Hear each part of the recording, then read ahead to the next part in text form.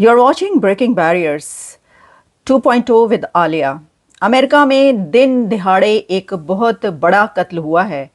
President Trump के बहुत strong अलाय, उनके सपोर्टर, कदामत पसंद यानी कि कंजर्वेटिव लीडर जिनको कहा जाता था, चार्ली कर्क को दिन दिहाड़े एक बहुत बड़ी गैदरिंग के बीच यूनिवर्सिटी यूटा के कैंपस में गोली मारकर हलाक कर दिया गया है।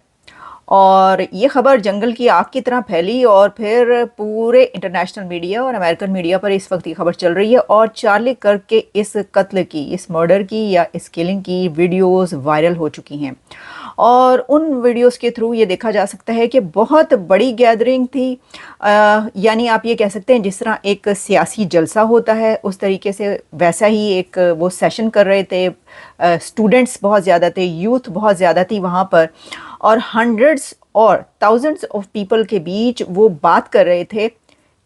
एक ऐसे पॉइंट पर उनको गोली मारी गई जो बहुत सरप्राइजिंग या शॉकिंग आप कह सकते हैं कि जब उनसे ये सवाल किया गया कि जो अमेरिका में मैस शूटिंग्स हैं, कितने लोगों को गोली मार के हलाक किया गया, क्या आपके पास उसकी काउंटिंग है कि क्या कितने लोग इसमें हलाक कर दिए जाते हैं।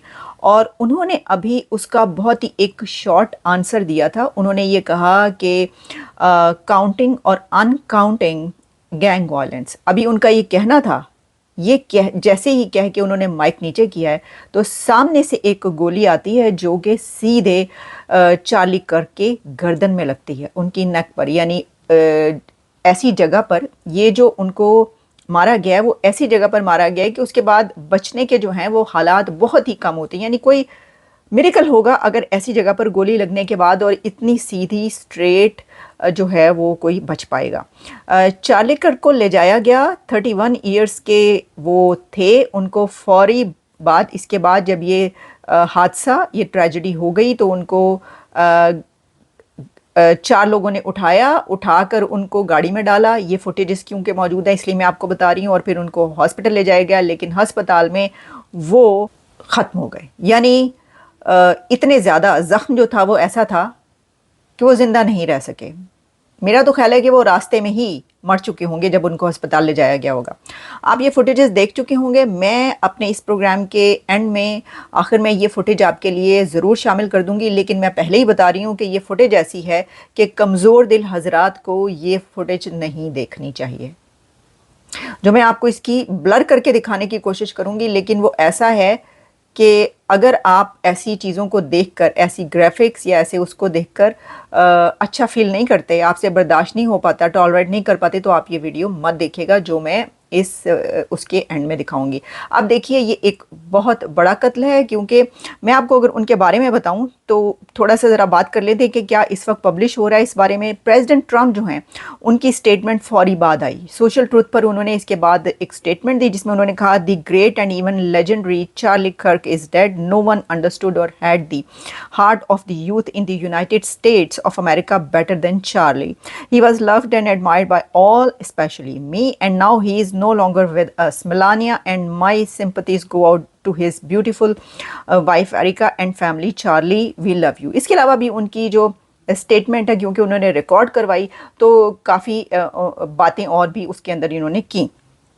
अच्छा, उनको एक कंजर्वेटिव लीडर जो है वो इसलिए कहा जाता है कि एक आप ये कह सकते हैं कंजर्वेटिव एनालिस्ट, और 31 ईयर्स के बहुत नौजवान, लेकिन फिर भी उनके ख़यालात जो हैं उसमें उनकी काफ़ी प्रोग्राम्स में देखी जा सकती हैं बातें जिसमें वो एबॉर्शन के ख़िलाफ़ थे कि किसी भी सूरत वो नहीं होना चाहिए। इसी तरीके से वो ट्रांसजेंडर के उसके भी हक में नहीं थे। यानी बहुत सारी ऐसी चीज़ें जो कि लिबरल्स जो हैं पसंद करते थे वो उनके ख़िलाफ़ थे। लेकिन इसमें कुछ ये बातें भी की गई कि जी ये जो हुआ है, ये जो लेफ्टिस्ट है उसमें से किसी ने किया है, ये एजेंडा, बहुत सारी ऐसी बातें चल रही हैं जिसमें कहा जा रहा है इसने मार दिया, उसने मार दिया। लेकिन हुआ क्या? उसके बाद ये हुआ कि जैसे ही गोली लगती है लोग चीखते, भागते, दौड़ते वहाँ से निकलने की कोशिश करते हैं।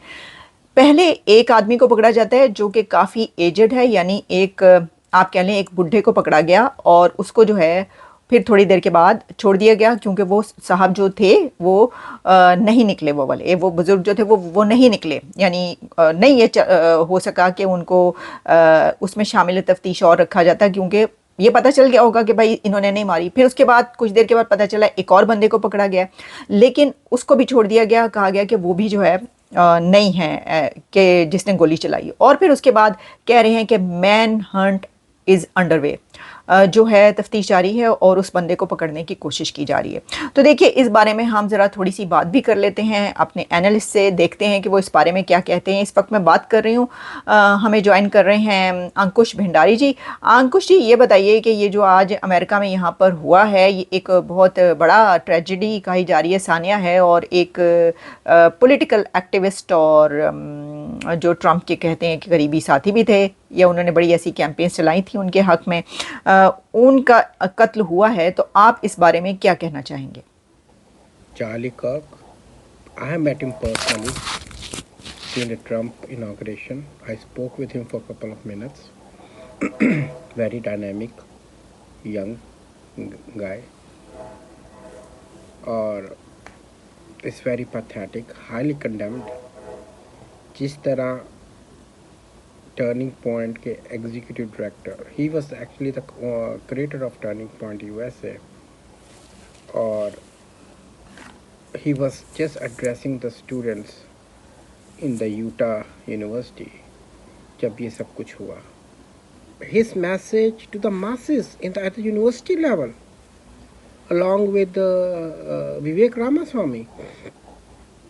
Before elections मैं उनकी कितनी देखता था वीडियोस, हर चैनल पे कई बार आती थी कि भाई वो अब पेन स्टेट यूनिवर्सिटी में है, वो अब इस यूनिवर्सिटी में है, वो अब इस यूनिवर्सिटी में है, and they are answering the students' question.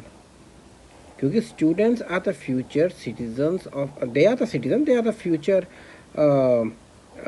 powerhouses of America. The important thing is he has an unwavering courage.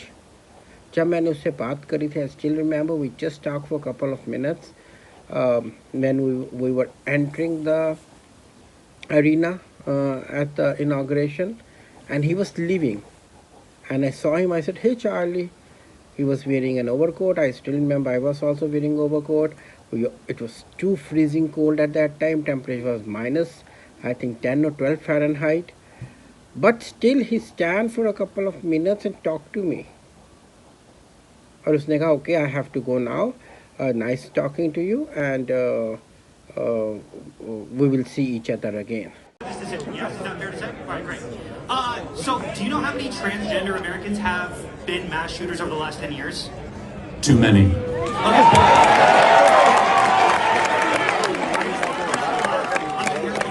It's 5. Okay, now 5 is a lot, right? I'm gonna give you some credit. Do you know how many mass shooters there have been in America over the last 10 years? Counting or not counting gang violence? Great.